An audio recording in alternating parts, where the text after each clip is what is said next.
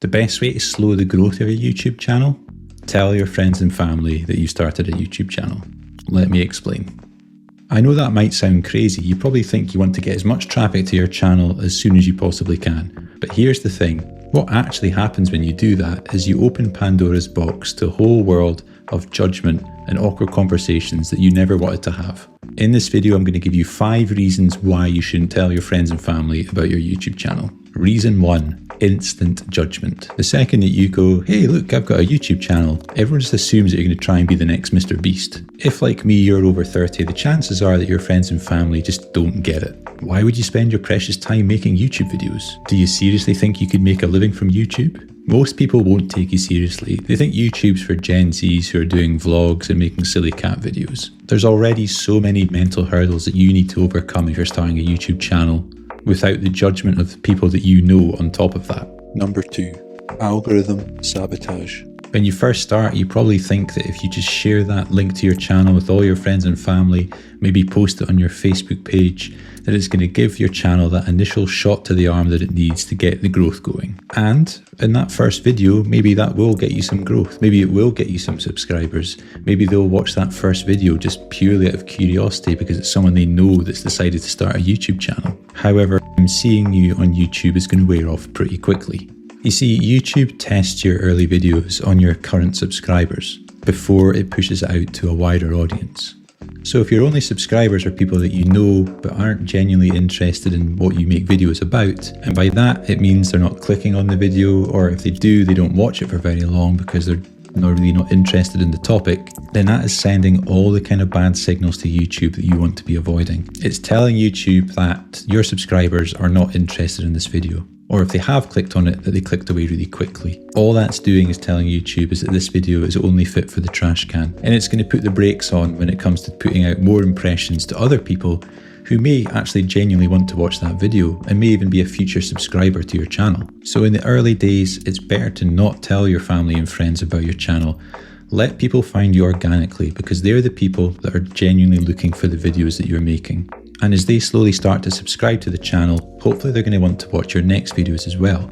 By them subscribing, that is them telling you that they want to see more of you. So when you publish that next video, let's say you have 3 subscribers, if all 3 of them watch it and they watch it for long enough, then that's going to tell YouTube, actually, this has landed well and I'm going to show this to more people. And that is how you grow. Your friends and family are not your target audience, so you don't want them to be watching your videos, even if their heart is in the right place, even if they think that by subscribing to your channel and clicking on it for a few seconds that it's helping you in some way. This is why creators say build for your real audience, because pity clicks is just algorithm poison. Reason number 3, unsolicited advice. Once your friends and family know that you've got a YouTube channel, all of a sudden everyone becomes a YouTube consultant. You should vlog what you had for your breakfast. Make a video about your dog. Everyone loves dogs. It's important to remember that your channel is exactly that. It's yours.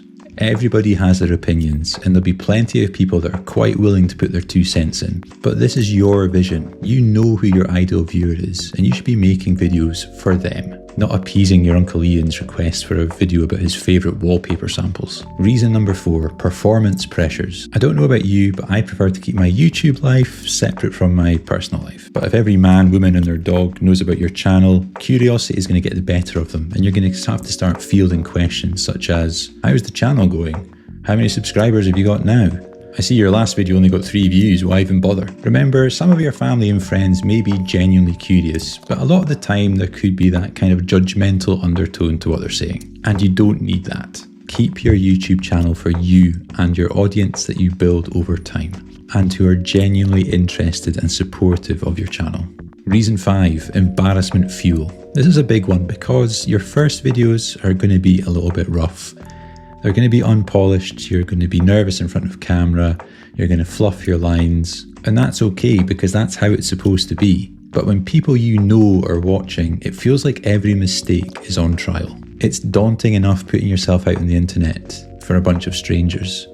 But when there's people who you know personally who are going to be watching those videos, then it could potentially make you feel even more vulnerable than if they weren't watching. Maybe even to the point that you quit. And that is stopping you from achieving your goals, from growing your channel. And why? All because Derek from Accounts has started watching your videos? Nothing quite says embarrassing like learning that your co-workers have been binge watching your nervous rambles about gear. So yeah, if you're just starting out with your channel, maybe keep it that nice little secret side hustle until you've found your voice. Trust me, your channel growth is going to thank you for it in the long run. Build your channel for your actual audience, not your social circle. And only tell your family and friends when you feel you're ready to. Whether that's at 1,000 subs or 100,000 subs, it's up to you.